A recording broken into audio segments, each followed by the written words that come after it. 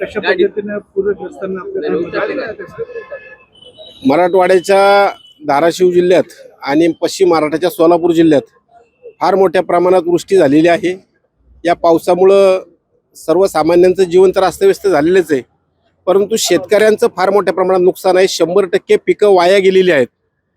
जनावरांसाठी चारा देखील शिल्लक नाही आहे, सगळा भिजलेला आहे। त्यामुळं मनुष्यांना त्या ठिकाणी मदतीचा ओघ चालू झाला आहे। मुख्यमंत्री सहायता निधीच्या माध्यमातून असेल किंवा अन्य दानशूर व्यक्ती आहेत त्यांच्या माध्यमातून चालू आहे। परंतु या राज्याचे मुख्यमंत्री देवेंद्रजी फडणवीस साहेब असतील, आमच्या भाजपचे प्रदेशाध्यक्ष रवींद्रदादा चव्हाण असतील, यांनी आवाहन केलंय आणि त्यांच्या सूचनेनुसार आपण आज या ठिकाणी दखल घेत मुक्या जनावरांसाठी की ज्यांना खरोखर चारा उपलब्ध नाही, मुद्दाम सुका चारा या ठिकाणी आम्ही निवडलाय आणि हा सुका चारा 6 टन, प्रत्येक गाडीत या ठिकाणी 2 टन चारा आहे।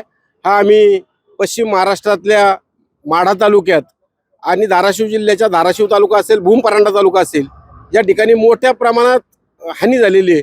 जनावरं त्या ठिकाणी दगावत आहेत।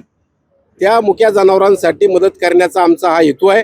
आमची पैलवान विश्वनाथराव भेगडे पतसंस्थेच्या माध्यमातून आणि किसान मोर्चाच्या वतीनं आपण हा चारा आज या ठिकाणी पाठवत आहोत। किती चारा पाठवला आणि पुढे पाठवणार आहात?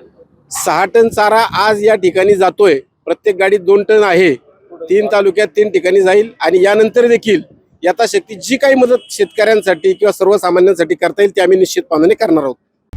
आता isakal.com आहे देशातील नंबर 1 ची मराठी न्यूज वेबसाईट। प्रत्येक अपडेटसाठी isakal.com ला नक्की भेट द्या।